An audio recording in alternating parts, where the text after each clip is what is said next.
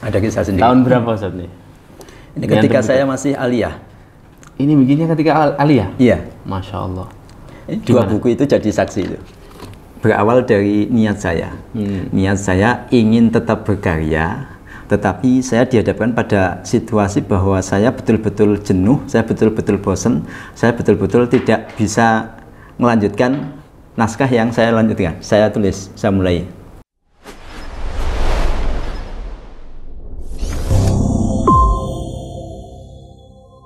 Bismillahirrahmanirrahim. FKAM Podcast, hangatkan hati, hangatkan pikiran. Pekan ini, alhamdulillah, kita kedatangan tamu spesial, Ustadz Ibnu Abdul Bar, seorang penulis yang Masya Allah, semuanya Insya Allah sudah kenal.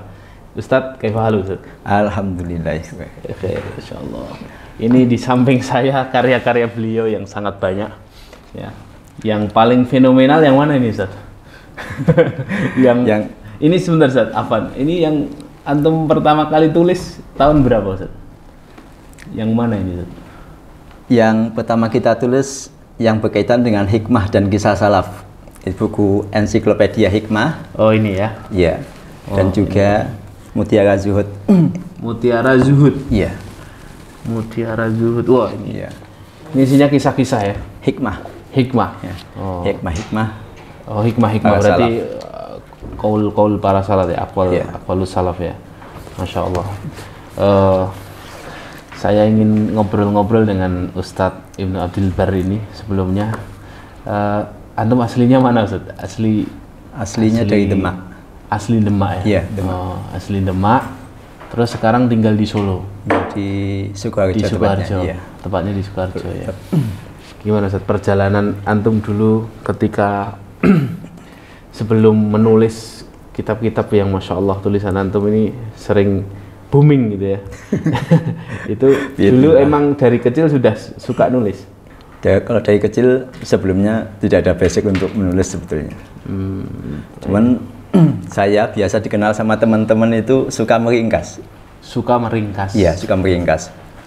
Baik ketika dulu pas aliyah maupun ketika pas kuliah. Jadi sistem belajarnya saya itu dengan meringkas. Jadi kalau pas ujian, 1 hari 2 hari sebelum ujian, saya ringkas. Seluruh mata pelajaran itu biasanya sering saya ringkas. Oh, artinya berarti apa yang dibaca itu diringkas. Iya. Begitu juga apa yang didengar ya berarti. Iya. Termasuk yang penjelasan dosen, penjelasan ustadz itu diringkas.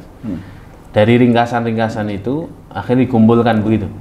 Ya, waktu itu jadi koleksi pribadi ya. Jadi koleksi pribadi. Ya. Kalau ini juga berdasarkan ringkasan. Ini ringkasan? Iya. Ringkas gini banyak Ustaz? Iya. Ini menghabiskan berapa umur antum Ustaz? Ini tebel banget Ustaz. Enggak, maksudnya gimana Ustaz? Jadi antum baca buku di perpustakaan. Iya. Terus yang menarik antum ringkas, ringkas gitu. Terkait dengan hikmah salaf ini kan ada kisah sendiri.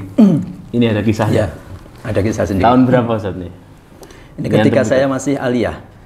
Ini bikinnya ketika aliyah? Iya. Masya Allah. Ini dua buku itu jadi saksi itu.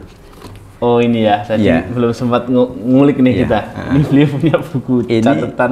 Boleh buka saya Ustaz ya? Iya, boleh. Ini buku tahun 2003-2004. Masya Allah. 2003-2004 ketika aliyah. Ketika aliyah. Ya. Isinya yang satu ini ringkasan ini. Jadi ini. Iya, ini. Oh, buku itu jadi ini. Iya. Buku satunya ini jadi ensiklopedia hikmah. Masya Allah. Ini semuanya ini ya setia hikmah kayak. Iya, kalimat-kalimat hikmah dari sahabat, tabi'in, tabi'in begitu. Diringkas dari bukunya Imam Ahmad Az-Zuhud. Kalau ini ringkasan dari Sifatus Sofah kayak Ibnul Jauzi. Baik. Berarti tidak semuanya dimasukkan. Tidak dimasukkan. Jadi yang menurut saya bagus dan mudah difahami dan bisa diterjemahkan. Masya Allah. Sebentar, saya tertarik ini. Di bagian belakang. Saya dulu soalnya di bagian belakang. Oh belakangnya. Iya. Dulu saya soalnya termasuk orang yang sistem belajarnya juga meringkas Ustaz. Sampai ya bedanya kalau tulisan antum bagus, kalau tulisan saya nggak bagus, itu aja. Artinya sampai ada teman-teman itu yang minjem ringkesan saya pun bingung gitu. Tapi saya sangat paham ringkesan saya. Jadi ini kalau ini beda ya. Ini ngeringkes dari kitab-kitab yang dibaca. Iya. Kalau yang ini kitab Sifatus Sofa. Iya. Jadi segini nih, Ustaz. Tidak semuanya. Tidak Itu kan semuanya. dari di belakang. Jadi Iya. saya menulisnya dari juz 4, kemudian juz 3, juz 2, juz 1. Masya Allah. Itu saya kasih tanggal penulisannya itu dari dari tanggal berapa sampai tanggal berapa. Jadi kok telaten banget tuh Ustaz. Itu waktu itu tidak terbayang dalam benak saya, tapi ketika tadi malam saya cari-cari buku ini lagi, ternyata ada tanggalnya juga. Ada tanggalnya. Juz ini dari tanggal sekian sampai sekian. Iya. Sebentar, Ustaz. Ketika antum meringkas buku ini, ringkas buku Sifatus Sofa sama Az-Zuhdunya Imam Ahmad ini, dulu memang antum suka baca berarti? Iya. Dari awal biasanya kan ada itu anak perpus gitu kan. Iya. Sobonin yang perpustakaan gitu ya. Iya. Nah, itu apa motivasinya, Ustaz? Kok saya harus habis nih Sifat Sofa? Seperti itu. Ya waktu itu yang penting kita meringkas saja. Biasanya itu jadi bacaan harian saya. Oh gitu. Iya. Kitab-kitab itu. Ringkesan itu saya baca. Oh, dibaca ulang? Iya, baca ulang. Atau ketika pas kuliah juga saya baca ulang. Iya. Masya Allah. Ini yang kedua. Ini yang Az-Zuhudnya. Az-Zuhud ya. Jadi selesai ini, terus antum meringkas kitab lain seperti itu. Ya. Masih sama-sama aliyah. Jaraknya ini sangat jauh sekali. Sangat jauh. Iya. Kalau yang ini ketika aliyah kan tadi, ketika sekolah. Ringkesannya yang setelah yang ketika aliyah. Ya. Terbitnya itu tahun ketika sudah digontor tahun 2012. 2012 atau 2011. Intinya antum lebih ini ya, mengumpulkan maklumat dari apa yang antum baca, terus diringkas jadi buku.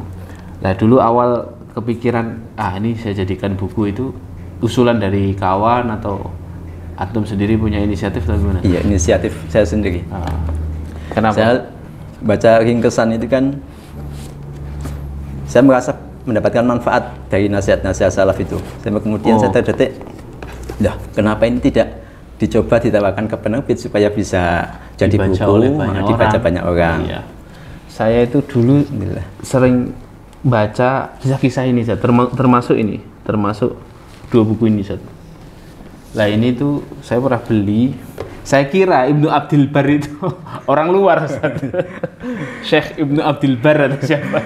Ya, awal belum kenal antum ya, Ustaz. Perlu dibedakan antara Ibnu Abdul Bar sama Ibnu Abdul Bari. Oh gitu ya? Iya. Ini Bari ya? Saya Ibnu Abdul Bari. Ya. Jadi bapak saya namanya Abdul Bari. Saya adalah putranya, makanya kita pakai nama pena Ibnu Abdul Bari. Ibnu Abdul Bari. Berarti sejak menulis pertama kali memang sudah menampilkan nama Ibnu Abdul Bari. Nama asli antum siapa, Ustaz? Boleh tahu? Ikhwan ya, Ustaz Ikhwan. Ustaz Ikhwanuddin ya. Nah, saya menemukan banyak kisah-kisah baru di sini. Ini juga sama, Ustaz. Kisah-kisah kan ini, kalau ini yang dua kitab ini tentang hikmah ya? Iya. Tentang hikmah-hikmah salaf. Kalau yang dua ini ditambah satu romansa itu romansa tentang kisah. Ini kisah ganti dari kisah sumber salaf. Satu kitab atau beberapa kitab? Dari berbagai kitab. Berbagai kitab. Iya. Jadi ini 2012 terbit. Yang ini. Iya. Yang ini kan 2012 terbit. Terus ini menyusul ini. Setelah itu ini. Ini penerbitnya beda ya? Ya, Arafah. Ini Arafah. Ini 2012 Ustaz. Itu setahun setelahnya, 2013. Oh, 2013. Masya Allah. Terus baru kisah-kisah. Oh, kisah-kisah. Kisah-kisahnya ngeringkasnya ketika sekolah juga. Ya, setelah ini terbit. Oh, setelah terbit baru jadi baca-baca kisah. Apa Ustaz motivasi antum? Kenapa yang ditulis kisah-kisah para salaf, kisah-kisah tabi'in, kisah-kisah orang-orang terdahulu? Kisah itu kan punya magnet yang luar biasa ya. Ketika kita menyampaikan sesuatu dibumbu dengan kisah-kisah itu pasti akan menarik. Ya, menarik. Itu salah satu motivasi saya. Kenapa kok mengumpulkan kisah-kisah yang berserak itu? Harapannya ya ketika nanti ngisi kajian, kemudian kita bingung ngisi ngisi materi apa, ya tinggal buka kisah-kisah, cari sampaikan, hikmahnya, gitu ya. Tinggal dikuatkan dengan dalil-dalil. Baik, Ya. luar biasa. Air minum dari langit, 155 kisah langka para salaf, romansa cinta penemu kalung mutiara. Kalau yang dua ini maksudnya ini ya, salah satu judul kisah ya. Iya. Judul-judulnya yang bikin antum sendiri kan? Artinya bukan hanya sekedar. Kalau penerbit ya nanti menawarkan kalau ada pergantian, tapi biasanya dari kita. Maksud saya judul-judul kisah yang ada ini, yang di dalam. Oh, dari saya. Dari antum sendiri ya. Iya. Cari judul yang menarik. Sebenarnya kisah-kisah salaf itu kisah-kisah yang sangat menarik ya. Sekarang pertanyaannya ini Ustaz. Pertanyaan saya itu, ini kan dari referensi bahasa Arab semuanya ya. Antum dulu kan tentu belajar bahasa Arab dulu dong. Iya. Ya kan. Itu apa yang membuat antum tertarik untuk akhirnya bisa membaca kitab-kitab ini? Modalnya kan bahasa Arab. Iya. Itu berarti harus punya bahasa Arab yang kuat, Ustaz. Artinya kan masih ada istilah-istilah yang baru. Itu tipsnya gimana, Ustaz? Kadang teman-teman ini, yang apalagi anak pesantren, nek baca kitab Arab, nemu satu kosakata bingung loh, terus nyerah akhirnya, gitu ya. Belum buka kamus, apalagi di zaman dulu antum kan belum ada kamus Al-Ma'ani, Android itu kan. Iya, belum ada. Jadi harus buka gitu kan, harus manual. Itu kalau dulu antum gimana, Ustaz? Menemui kesulitan gitu juga enggak? Ya tentunya.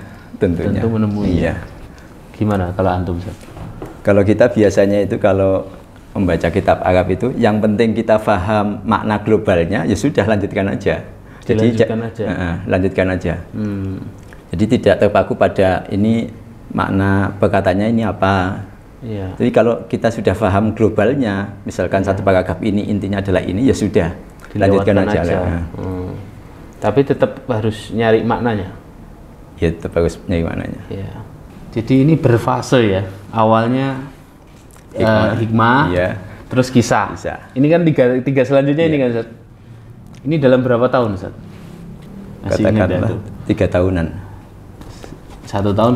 Iya, 1 tahun. Oh, ini berarti kalau ini yang pertama ya, kisah langka para salaf ini.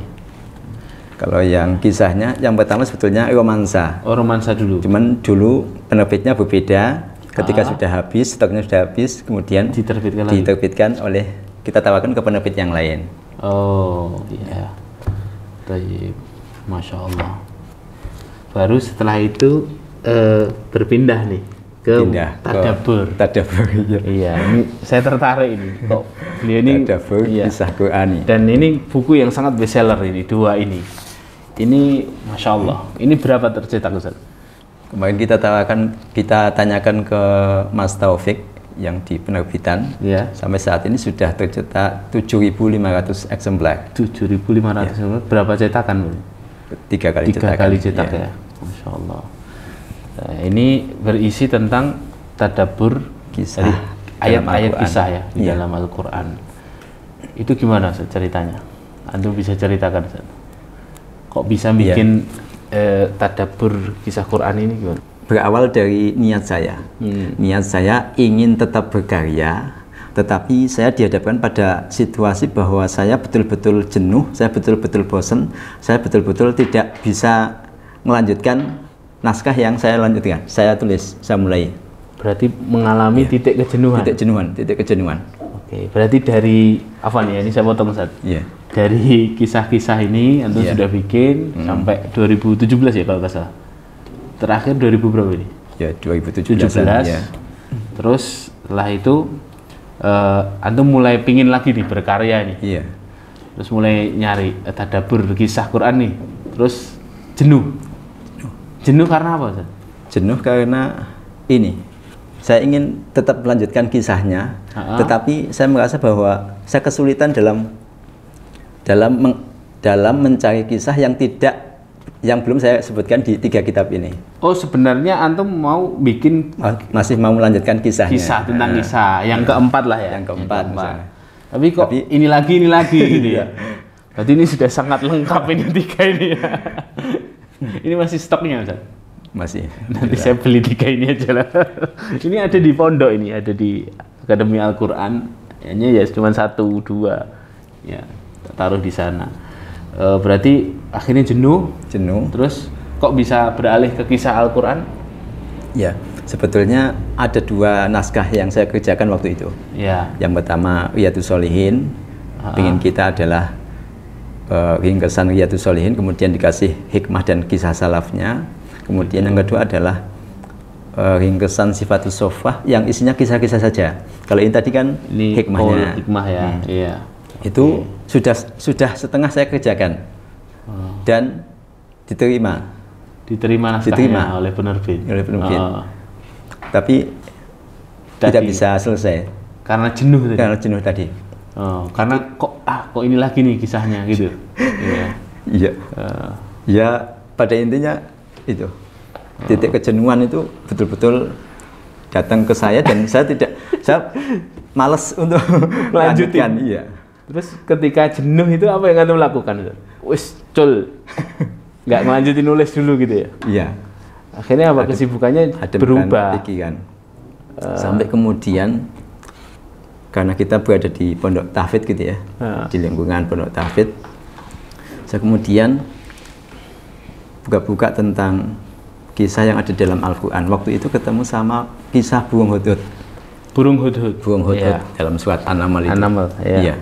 Itu kan disebutkan kisahnya dalam surat An-Naml, singkat, tetapi ketika saya baca-baca referensi-referensi, kemudian baca tulisan-tulisan para ulama yang ada di internet, saya mendapatkan seperti karunia yang sangat besar. Di perbundaran ilmu yang sangat luas. Harta karun ilmu yang sangat banyak gitu ya. Masya Allah. Ini baru saya tersadarkan dengan kisah yang ada dalam Al-Quran.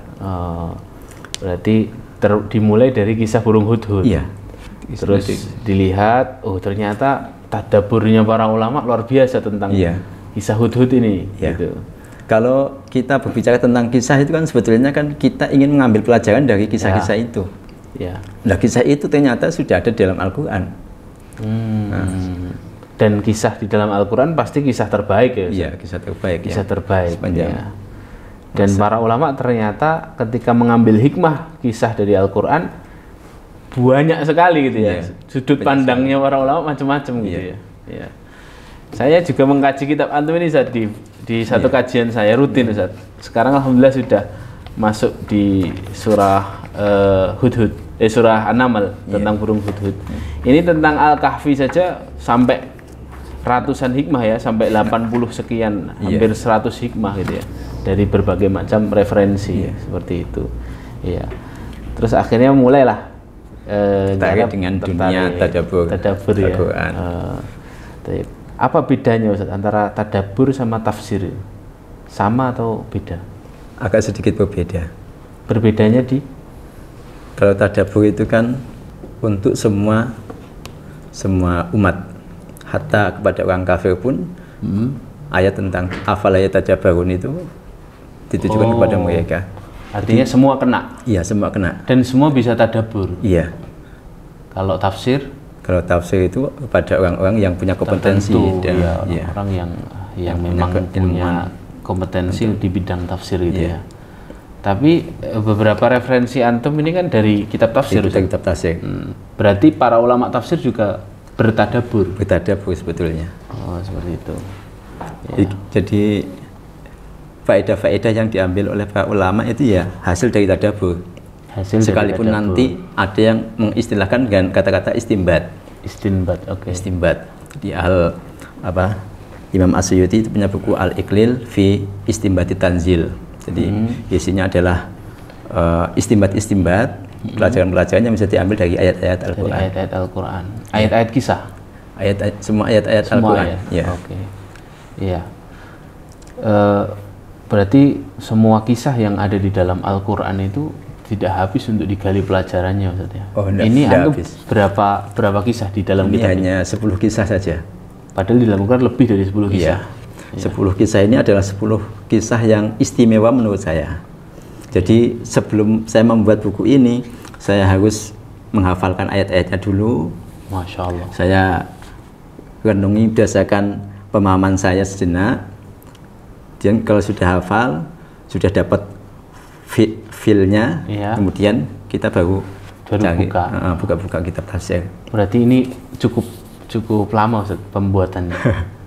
Dari mulai jenuh tadi ya toh, 2017 ya itu ya mulai bikin ini, kok kisah wis enek kabeh di sini gitu ya. Terus baru menyusun ini. Berarti tirakatnya itu ngafal dulu ya Ustaz. Ngafal dulu. Oke. Paling lama itu pengerjaannya. Berarti kisah-kisah selain kisah-kisah di sini sebenarnya masih bisa digali Ustaz? Masih bisa. Ada rencana untuk membuat setelahnya? Ini di sini ada kisah Ashabul Kahfi ya. Kisah apa nih? Nabi Musa Khidir. Terus ada kisah burung hudhud ya. Terus dua raja. Ini maksudnya ini ya. Nabi Sulaiman dan Ratu Saba ya. Terus ada keluarga Imron. Terus ada Maryam ya, Bunda Maryam, terus ada beberapa kisah yang lain. Ya.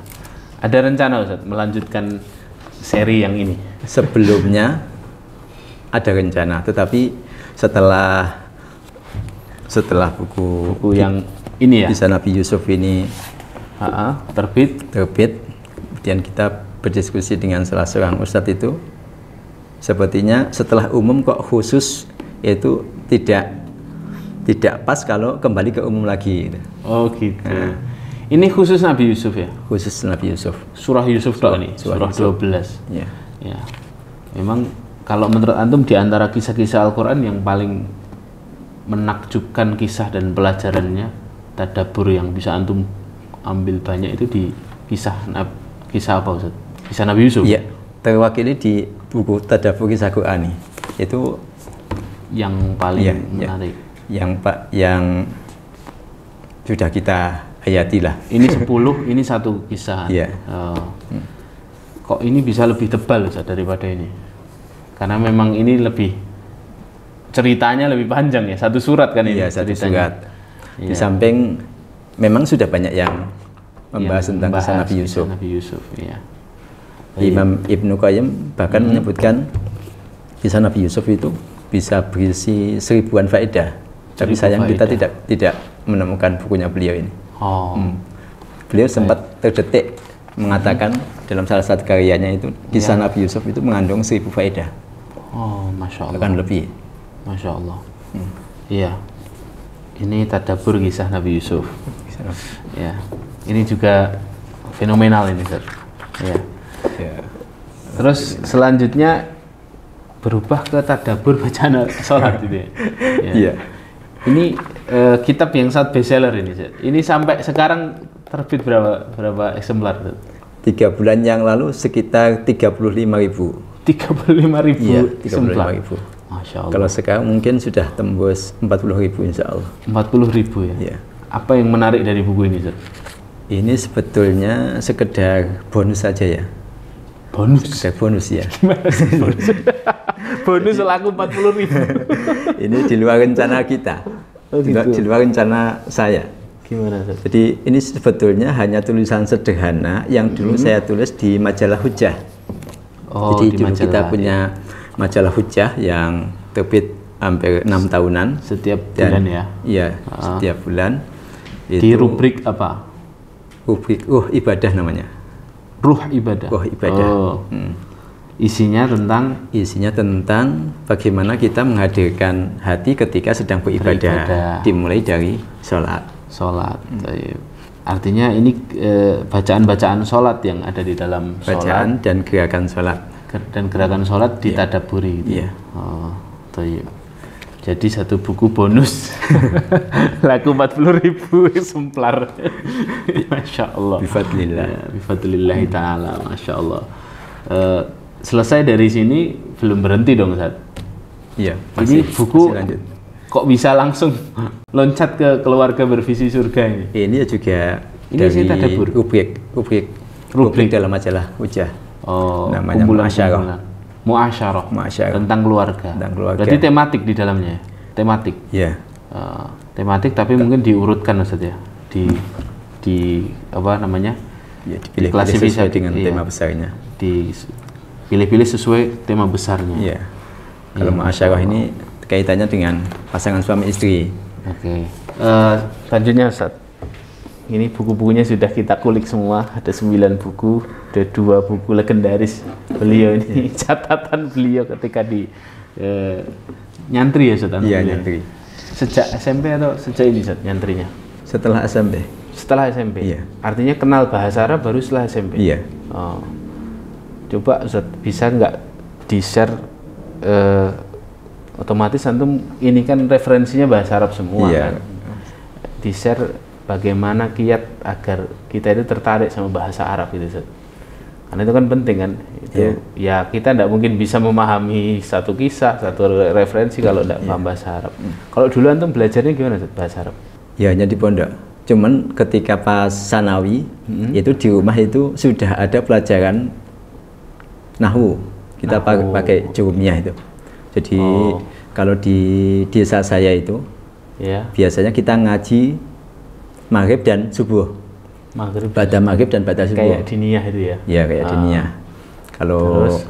Kalau pada maghrib itu biasanya ngaji tilawah, tilawah Al-Quran. Kalau pada subuh itu biasanya ada kajian bahasa Arab. Yaitu yang ngajar sesepuh sana. Si orangnya sudah tua. Kita waktu itu ya belum paham ini nanti manfaatnya untuk apa gitu. Iya, masih matan-matan itu kita hafal gitu ya. Matan jurumiyah yang bukunya kertasnya kuning gitu. Ya. Demak ya Ustaz? Demak, ya. Banyak santri ya di sana ya. Demak, Kudus gitu. Terus baru masuk pesantren ketika setelah SMA. Di situ baru belajar bahasa Arab. Ya.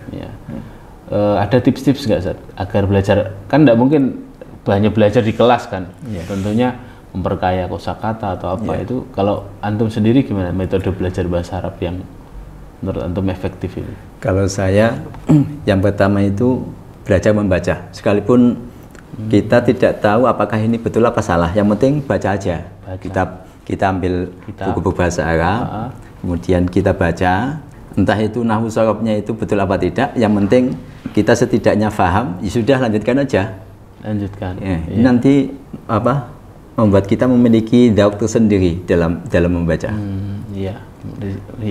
Terus kemudian yang kedua tentunya dengan memperbanyak kosakata. Memperbanyak kosakata ini dengan memperbanyak membuka kamus, sekalipun tidak kita hafal. Jadi yang penting buka kamus saja. Kemudian ini artinya apa? Ini kadang-kadang ketika kita membaca kitab Arab kemudian nemui kosakata yang sama, itu biasanya langsung klik, langsung ingat gitu ya? Nah, ingat. Saya pernah baca ini, kayaknya terjemahnya ini gitu. Itu kan gitu. Iya. Membantu. Jadi yang penting buka-buka kamu saja, sekalipun kita tidak menghafal. Baik. Kemudian yang selanjutnya, yang bagi saya efektif itu, yang masih saya ingat itu ketika di pondok, ketika tahasus itu biasanya ada slogan, pelajaran tambahan dari Ustadz waktu itu Ustadz siapa, lupa namanya saya. Sudah meninggal, Allah yarham. Slogan Ustadz membacakan, kemudian kita disuruh untuk ngasih sakalnya. Sakalnya di akhir-akhir aja. Yang sakal akhir. Sakal akhir. Harokat terakhir ya. Kemudian Ustadz juga menerjemahkan. Kita disuruh untuk mencatat yang sulit-sulit. Itu efektif ya? Bagi saya dampaknya luar biasa. Kalau kita mengandalkan yang di sekolahan itu tidak terasa ya, tapi ketika langsung praktek kemudian pakai slogan itu ternyata lebih mengena, lebih berkesan bagi saya. Kalau kecintaan kepada buku sudah dimulai sejak kecil, artinya suka baca dulu. Kan tidak mungkin langsung baca Arab kan Ustaz? Iya. Sepertinya ketika masuk pondok ya. Ketika masuk pondok, baru terlihat saya suka membaca gitu. Teman-teman ya biasanya ya seneng kalau saya suka membaca itu. Lihat saya suka membaca itu seneng gitu. Teman-teman seneng, padahal nggak ikut baca. Ikut baca. Gitu. Iya. Biasanya sebelum baca Arab atau juga baca buku-buku Indonesia kan? Iya tentunya. Sekalipun dulu ketika pas membaca ya tidak langsung paham, harus berulang-ulang.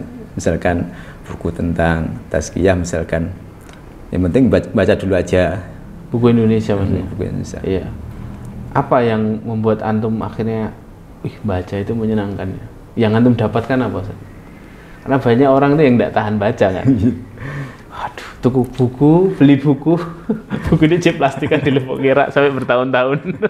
Ada yang begitu, Ustaz. Ya. Apa yang udah antum saya harus habis nih baca nih? Atau ditarget kah atau bagaimana? Atau gimana? Kalau menurut antum? Kalau menurut saya warisan terbaik kita itu kan ya buku bacaan, buku bacaan. Jadi ketika kita membeli buku itu kan tidak hanya bermanfaat bagi kita tapi juga bagi anak-anak kita kelak. Masya Allah, ya. Jadi kalau dulu saya di pondok itu ya sama, Ustaz. Saya memaksa untuk baca. Dulu saya orang yang tidak suka baca, sampai saya lebih suka dengar, Ustaz. Daripada baca itu lebih suka dengar. Ya, lebih jelas bagi saya. Jadi ngeringkes dengar itu lebih seneng. Tapi terus akhirnya saya picu, kalau saya tidak baca ya tidak nambah wawasan. Akhirnya setiap Jumat keluar kalau pesantren itu, jadi sebulan itu saya nabung untuk bisa beli buku ketika Jumat keluar. Nah nanti di Jumat keluar itu beli buku yang paling disukai, setelah itu dibaca lagi sampai bulan depan, harus habis gitu. Harus habis. Ya awalnya ya harus terpaksa dulu, tapi alhamdulillah ternyata banyak hal-hal baru. Ditambah lagi dulu ketika di Jakarta, waktu di Libya, Ustaz, itu saya di challenge, Umair, kalau kamu tidak selesai 300 kitab di maktabah Libya, kamu pulang aja ke Solo, katanya. Jadi, wah gimana Ustaz selesaikan 300 kitab gitu kan. Terus akhirnya sama beliau juga diajari cara baca buku yang cepat. Ya artinya tidak semuanya harus dibaca gitu ya. Jadi baca itu muqaddimah, kata beliau. Muqaddimah itu mewakili sebab penulisan, tujuan penulisan, ringkasan bab itu ada di muqaddimah, kata beliau. Lalu setelah itu buka khotimah, katanya. Buka khotimah itu kesimpulan. Mau baca kesimpulannya, baru kalau ada yang nggak paham kesimpulan, buka daftar isi, kata beliau. Dan di daftar isi jangan dibaca semua, katanya. Jadi baca saja halaman yang kamu belum tahu. Kalau yang misalnya Tazkiyatun Nafas, niat kan sudah pernah dapat, nggak usah dibaca ulang, itu isinya sama gitu. Cari yang belum gitu. Nah, terus akhirnya kita praktekkan itu, Ustaz. Ternyata ada juga cara baca cepat gitu. Dan itu mengasyikkan ternyata. Ada hal-hal baru yang kita temukan gitu ya. Nah, terus kalau tadi kita bicara hobi baca, Ustaz ya. Ada nggak semacam, kalau orang suka baca itu ada nggak sih, Zat, berkumpul dengan orang-orang yang sama suka baca gitu? Artinya terus akhirnya sharing, aku baca buku ini itu, atau orang suka baca itu gimana sih, Zat? Dia sendiri-sendiri hidupnya atau gimana? Kalau saya itu kan tipenya orang yang suka duduk ini. Suka duduk. Duduk. Kan ada tipe orangnya yang keluyuran kemana-kemana gitu ya. Kalau saya tipenya orang duduk, ya mungkin kalau di pondok ya mungkin perpustakaan gitulah. Yang jadi tempat saya di mana saya duduk itu ya biasanya ya tempat perpustakaan untuk membaca. Ada nggak teman-teman yang sama dengan antum? Kan ada ya, dua orang yang sama. Ya gitu. Jadi kadang-kala kalau sama-sama ngobrol itu pernah juga, kalau sama-sama ini. Artinya ngobrolin buku loh ya. Ini loh, kitabnya tak waca guys, udah bagus, ini bagus nih. Kamu udah baca belum? Ada komunitasnya nggak? Nggak ada. Selalunya itu angkatan saya nggak ada. Nggak ada ya? Itu ya baca sendiri-sendiri. Baca sendiri. Cuman ada teman saya yang punya inisiatif meringkas waktu itu buku apa itu? Buku Fatwa Lajnah Daimah itu. Fatwa Lajnah Daimah diringkas. Ini kan teman saya suka fikih, dan dia berinisiatif meringkas jawaban-jawaban dari Fatwa Lajnah Daimah. Iya. Baik. Ada juga yang seperti itu. Ada yang seperti itu. Berarti antum metodenya baca ringkas atau baca semua baru dimulai lagi ringkas? Biasanya langsung saya ringkas saja. Berarti harus ada buku. Iya, langsung tulis buku. Sama itu yang diajarkan Ustaz juga begitu. Jadi baca yang nggak tahu diringkas, intinya apa, seperti itu. Iya.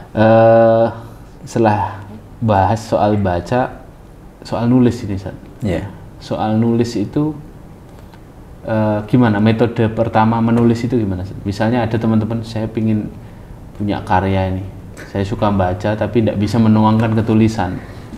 Itu tipsnya gimana, Ustaz? Kalau saya tidak pernah hampir tidak pernah ikut acara workshop kepenulisan. Workshop penulisan. Kalau kayak saya itu biasanya dimulai dengan, mungkin tidak disebut sebagai penulis ya, tapi penyusun ya, karena ringkesan dari buku-buku yang lain. Kalau penulisan mungkin baru ya dari buku Tadabbur Bacaan Salat dan Keluarga Surga. Itu kan kita baca dulu, kemudian baru kita tuangkan dengan bahasa sendiri. Kalau yang lainnya relatif susunan dari referensi. Lah itu tipsnya gimana, Ustaz? Maksudnya kan harus bikin kerangka, harus apa? Itu urutannya gimana? Kalau yang Anda tahu. Kalau bisa untuk memudahkan itu, kita sudah punya referensi yang kita jadikan acuan, kemudian setelah itu baru dikembangkan. Ya. Berarti tahu dulu apa yang harus ditulis. Saya mau nulis tentang, kalau ini kan Tadabbur Kisah Quran. Berarti cari dulu referensinya. Ya. Buku-buku tentang yang berkaitan dengan kisah, kemudian kisah-kisah yang kita pilih itu yang mana saja. Ya, itu jadikan katakanlah kerangka besar ya. Kerangka besar baru setelah itu kita dikembangkan jadi sub-sub judul yang kecil. Seperti itu. Dari penulisan ini semua, Ustaz, apa yang ini kan sudah 9 buku, Ustaz. Masya Allah ya. 9 buku. Apa yang ada cerita menarik gak, Ustaz, yang bisa dibagi ke kita? Pada intinya motivasi kita menulis adalah untuk berbagi. Untuk berbagi. Kalau saya kan, kalau di dalam dunia vokal atau orasi itu kan agak kurang. Ini saya akui. Maka saya harus nyari alternatif yang lain. Jalan amal yang lain yang ingin saya tempuh itu apa? Makanya saya pilih jalur menulis. Menulis itu salah satu manfaatnya adalah, sekalipun saya tidak bertemu dengan para pembacanya, tapi buku saya dibaca, bahkan kadang dijadikan bahan kajian. Nah ini sudah bagi seorang penulis suatu kepuasan tersendiri ya, kebahagiaan tersendiri. Wah, itu pahalanya ngalir semua untuk penulisnya kan. Ini poin bagus menurut saya, Ustaz. Jadi orang itu kan Allah berikan potensi masing-masing ya. Inna sa'yakum lasyatta itu tadi ya. Sesungguhnya ya kamu ini sendiri-sendiri sudah. Ada yang potensinya nulis, ada yang pinter ngomong, ada yang pinter dia dilebihkan harta, ada yang dilebihkan wawasannya, ide-idenya cemerlang, ada yang dilebihkan masalah leadership gitu ya. Bisa mimpin orang, macam-macam. Ya tinggal bagaimana, tadi pelajaran yang menarik dari Ustadz Ibnu Abdil Barri, gimana kita, apa kontribusi kita ini untuk kebaikan orang banyak, untuk dakwah, untuk Islam. Nah itu bisa kita lejitkan sendiri-sendiri. Jadi ini menarik sekali, Masya Allah. Selanjutnya saya ingin antum kasih nasihat, Ustadz, kepada teman-teman ya. Apa nasihatnya, terutama dalam hal membaca dan menulis, Ustadz? Pesannya Imam Ahmad bin Hambal tentang membaca ya, bahwa kebutuhan kita terhadap ilmu itu lebih besar daripada kebutuhan terhadap makan dan minum. An-nasu muhtajuna ilal ilmi aktsar min hajatihim ila ta'ami wasyarab. Kalau kebutuhan makan dan minum itu disebutkan oleh beliau hanya 1 kali 2 kali, kalau kita mungkin 3 kali maksimal dalam sehari.